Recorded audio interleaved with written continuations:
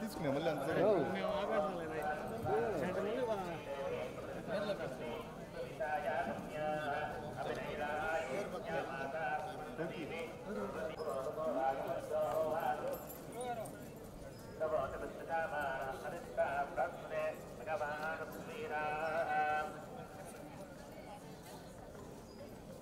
అంటే అదే బాబుకి పేరు పెడదామని వచ్చాము. ఇక్కడే తిరుమలలో బాబుకి ఫస్ట్ టైం పేరు పెడదామని చెప్పి తీసుకొచ్చాము. దర్శనం చాలా బాగా జరిగింది. Thank you.